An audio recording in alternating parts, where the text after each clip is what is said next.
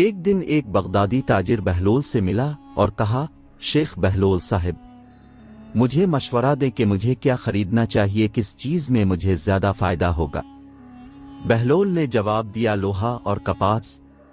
وہ آدمی چلا گیا اور بہت سا لوہا اور کپاس خرید کر ذخیرہ کر لیا۔ چند مہینوں کے بعد اس نے لوہے اور کپاس کو بیچ کر کافی منافع حاصل کیا۔ وہ پھر بہلول سے ملا اور کہنے لگا، اے دیوانہ بہلول، مجھے کیا خریدنا چاہیے جس سے مجھے فائدہ ہو؟ اس بار بہلول نے اسے پیاز اور تربوز خریدنے کو کہا۔ تاجر نے جا کر اپنی پوری بچت کی مالیت کے پیاز اور خربوزے خریدے۔ کچھ ہی دنوں بعد وہ سب سڑ گئے، یعنی سارا مال خراب ہو گیا اور بہت نقصان پہنچا۔ اس نے فوراً بہلول کو ڈھونڈا اور کہا کہ جب میں نے تم سے پہلی بار مشورہ مانگا تو تم نے کہا کہ لوہا اور کپاس خرید لو، مجھے اس سے بہت فائدہ ہوا، لیکن دوسری بار اپ نے مجھے کیا مشورہ دیا؟ میرا سارا مال برباد ہو گیا۔ بہلول نے کہا کہ پہلے دن اپ نے مجھے شیخ بہلول کہہ کر مخاطب کیا اور چونک کے اپ نے مجھے ایک ذہین شخص کہہ کر مخاطب کیا، اس لیے میں نے آپ کو اپنی حکمت کے مطابق نصیحت کی۔ دوسری بار تم نے مجھے پاگل بہلول کہا تو میں نے تمہیں پاگلوں کی طرح مشورہ دیا۔ تاجر اپنی غلطی پر شرمندہ ہوا اور بہلول کو اچھی طرح سمجھ گیا۔ ایک دن بہلول کا ایک دوست چکی پر پیسنے کے لیے کچھ دانے لے گیا۔ انہیں پیسنے کے بعد وہ اپنے گدھے پر لاد کر گھر کی طرف چل پڑا۔ بہلول کے گھر کے قریب اس کا گدھا لنگڑا کر گرنے لگا۔ اس نے بہلول کو بلایا اور کہا، اپنا گدھا مجھے دو تاکہ میں اپنا بنڈل گھر لے جاؤں۔ بہلول نے حلف لیا تھا کہ وہ اپنا گدھا کسی کو نہیں دے گا، تو اس نے کہا، میرے پاس گدھا نہیں ہے۔ لیکن پھر گدھے کی آواز سنائی دی۔ اس آدمی نے بہلول سے کہا کہ تمہارے پاس گدھا ہے لیکن تم نے کہا نہیں ہے۔ بہلول نے جواب دیا، تم عجیب اور احمق دوست ہو۔ اگرچہ ہم 50 سال سے دوستی کر رہے ہیں، اب میری بات نہیں سنتے، لیکن اب گدھے کی بات سنتے ہیں۔ ہارون نے یونان کے ایک بزرگ کو بلوایا۔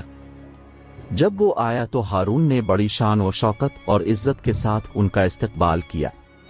چند دنوں تک درباری حکمران اور بغداد کے بڑے لوگ اس فلسفی سے ملنے آئے۔ تیسرے دن بہلول بھی کچھ لوگوں کے ساتھ چلا گیا۔ رسمی اور چھوٹی موٹی باتوں کے درمیان بہلول نے اچانک اس سے پوچھا، تم کس قسم کا کام کرتے ہو؟ بابا بہلول کی دیوانگی سے واقف تھا، اس لیے وہ اسے احمق کی طرح دکھانا چاہتا تھا۔ اس نے جواب دیا، میں ایک فلسفی ہوں اور میں مردہ لوگوں کے دماغ کو جگاتا ہوں۔ بہلول نے جواب دیا کہ جو زندہ ہیں ان کو مت مارو، مردہ لوگوں کے ذہنوں کو بیدار کرنا آپ کے کام کا معاوضہ ہے۔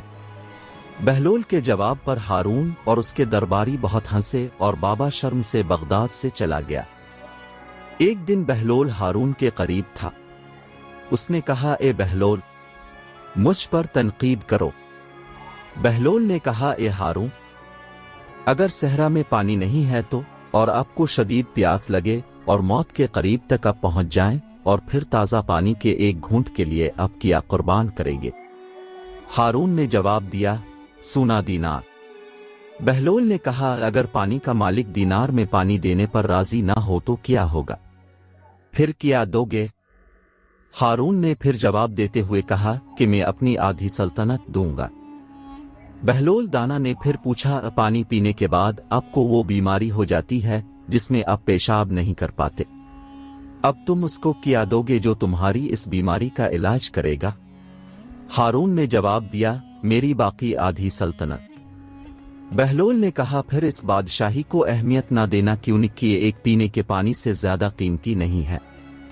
کیا یہ مناسب نہیں کہ تم اللہ کی مخلوق کے ساتھ بھلائی کرو؟ کہا جاتا ہے کہ خراسان کا ایک مشہور فقی بغداد آیا۔ ہارون کو یہ خبر ملی تو اس نے فقی کو اپنے دربار میں بلایا۔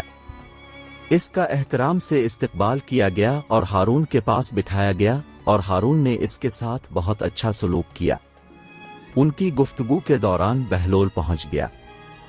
ہارون نے اسے بیٹھنے کو کہا۔ فقی نے ایک نظر بہلول پر ڈالی اور ہارون سے کہا کہ خلیفہ کی پسند اور پسند عجیب ہے کہ وہ ایک عام آدمی کو پسند کرتا ہے اور اسے اپنے قریب بٹھاتا ہے۔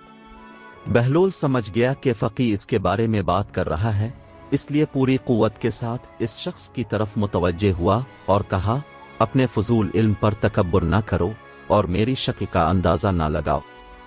मैं आपसे बहस करने और खलीफा को साबित करने के लिए तैयार हूं कि आप कुछ नहीं जानते। फकी ने जवाब दिया कि मैंने सुना है कि तुम पागल हो और मुझे पागलों से कोई सरोकार नहीं है। मैं अपने पागलपन का एतराफ करता हूं, लेकिन आप अपनी गलत फहमी को तस्लीम नहीं करते।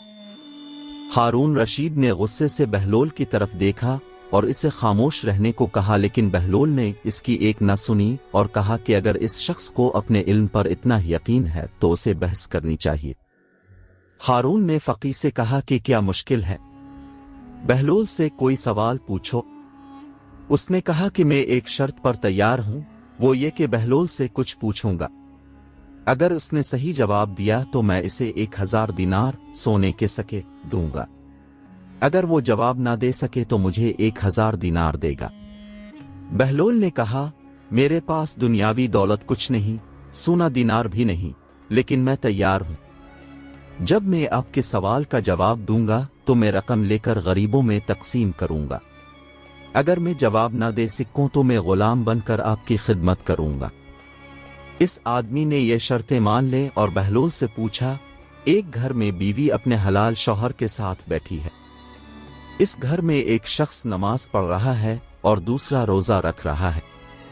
बाहर से कोई घर में दाखिल होता है, इसके आने से मियां बीवी एक दूसरे पर हराम हो जाते हैं, नमाज और रोजे भी हराम हो जाते हैं। क्या आप मुझे बता सकते हैं कि आने वाला कौन है? बहलोल ने फौरन जवाब दिया, वो आदमी जो घर में दाखिल हुआ वो औरत का पहला शौहर था जो सफर पर गया था। जब इसे रुखसत हुए काफी अरसा गुजर गया और खबर मिली कि इसका इंतकाल हो गया है। शरीयत की इजाजत के मुताबिक औरत ने अपने साथ बैठे मर्द से शादी कर ली। उसने 2 लोगों को मुलाजमत पर रखा, एक अपने मुर्दा शौहर की वाजिब अदा अधूरी दुआओं को पूरा करने के लिए और दूसरे रोजों को अदा करने के लिए। इस दौरान जो शख्स सफर पर निकला था वो वापस आ गया, हाल उनके इसकी मौत की खबर फैली हुई थी, इसलिए दूसरा शौहर नमाज और रोजे की तरह हराम हो जाता है। हारून और हाजरीन पर एतमाद हो गए और उन्होंने मसला को सही तरीके से हल करने पर बहलोल की तारीफ की। फिर बहलोल ने कहा कि अब सवाल पूछने की बारी मेरी है। फकी ने कहा, पूछो। बहलोल ने पूछा, मेरे पास शहद का एक बर्तन है और दूसरा सिरके से भरा हुआ है। मैं ताजगी बख्श मशरूब सिकंजबीन तैयार करना चाहता हूं। मैं एक प्याला शहद से और दूसरा सिरके से भरता हूं। सिकंजबीन बनाने के लिए मैं इन दोनों को मिला देता हूं। इसके बाद मैं देखता हूं कि इसमें एक चूहा है। क्या आप मुझे बता सकते हैं कि चूहा शहद में था या सिरके के बर्तन में? फकी ने देर तक सोचा लेकिन जवाब देने में